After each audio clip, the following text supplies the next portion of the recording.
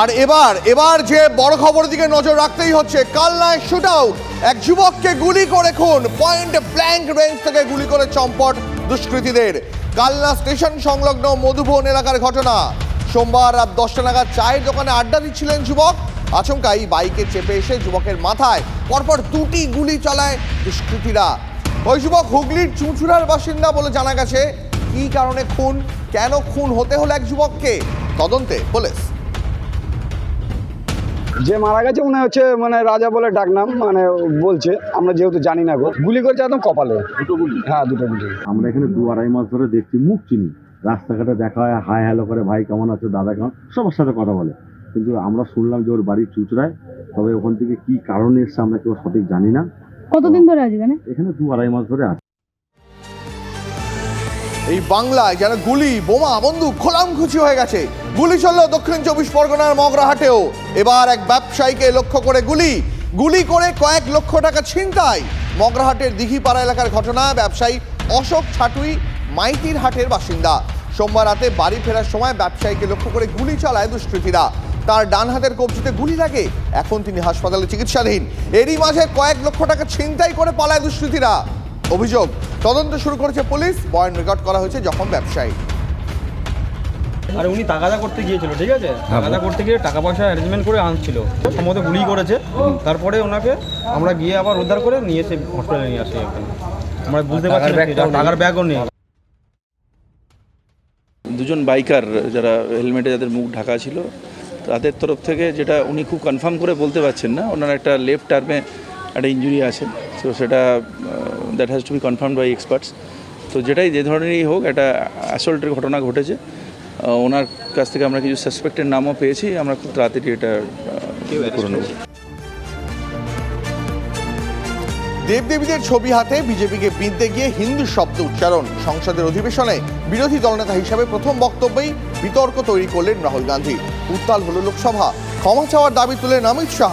মুখ খুললেন প্রধানমন্ত্রীও। হিন্দুদের নয়, বিজেপি আরএসএস এর সমালোচনা করতে চেয়েছি, দরজায় জবাব রাহুলের।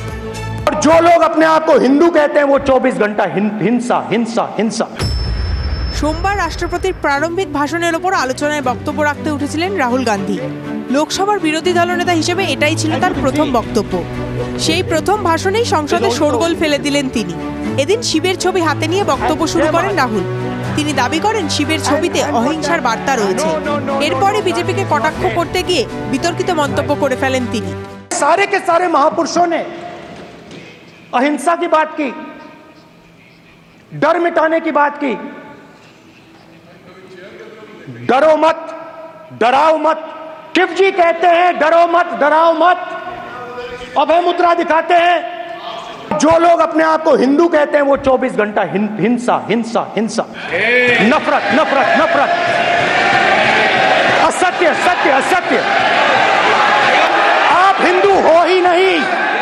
এই মন্তব্যের পরই ট্রেজারি বেঞ্চ থেকে হইচই শুরু হয়ে যায়। রাহুলকে মাঝপথে থামিয়ে উঠে দাঁড়ান প্রধানমন্ত্রী। বলেন গোটা হিন্দু সমাজকে হিংসার সঙ্গে জুড়ে দিচ্ছেন বিরোধী দলনেতা। विषय बहुत गंभीर है। पूरे हिंदू समाज को हिंसक कहना ये गंभीर विषय है। প্রধানমন্ত্রীর পাল্টা আক্রমণের কৌশল বুঝেই রাহুল আরো সুর চড়ান। তার মন্তব্যের ব্যাখ্যা দেন। नहीं नहीं नहीं नहीं नहीं नहीं, नरेंद्र मोदी जी पूरा हिंदू समाज नहीं है, बीजेपी पूरा हिंदू समाज नहीं है, आरएसएस पूरा हिंदू समाज नहीं है। এরপরেও রাহুলকে ছেড়ে কথা বলেনি বিজেপি। রাহুলের ক্ষমা চাওয়া উচিত বলে মন্তব্য করেন কেন্দ্রীয় স্বরাষ্ট্রমন্ত্রী। রাহুলের বিরুদ্ধে সুর চড়ান যোগী আদিত্যনাথও।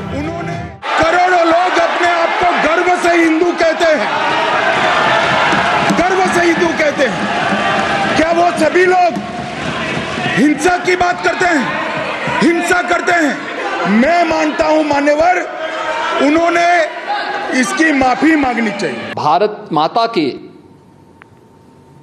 लौलुहान करने के इस प्रकार के दुर्भाग्यपूर्ण बयान के लिए से राहुल गांधी को देश की जनता से माफी मांगनी चाहिए।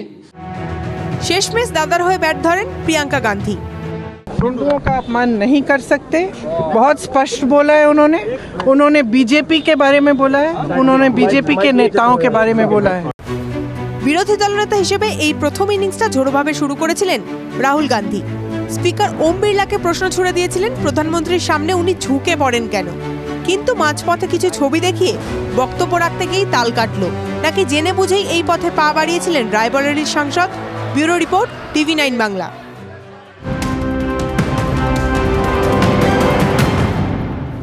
কাল টক্করের পর আজ লোকসভায় জবাবি ভাষণ প্রধানমন্ত্রীর। সোমবার একাধিক ইস্যুতে কেন্দ্রকে তীব্র আক্রমণ করেন রাহুল গান্ধী। আজ জবাবি ভাষণে কি বার্তা দেন নরেন্দ্র মোদী, নজর থাকবে সেদিকেই। বিধাননগরের মেয়র কৃষ্ণ চক্রবর্তীর মন্তব্যে জল্পনা। কে কে সাপের ভূমিকা পালন করছে আপনারা জানেন, নাম না করে কাকে নিশানা করলেন বিধাননগরের মেয়র। বিধাননগরের চেয়ারম্যান সব্যসাচী দত্তের সঙ্গে যোগাযোগ করলে তিনি আবার বললেন বন দপ্তরে খবর দিন। মানুষ শেষ কথা বলে, আপনারাই শেষ কথা বললেন। কে আপনার পাশে, কে আপনার পাশে নেই, কে ভালো কাজ করছে, কে সাপের ভূমিকা পালন করছে, সেটা আপনারা বুঝে গেছেন, বুঝে নেবেন। বিধাননগর মাথা উঁচু করে ছিল, আছে, থাকবে। বন দপ্তরকে খবর দিন।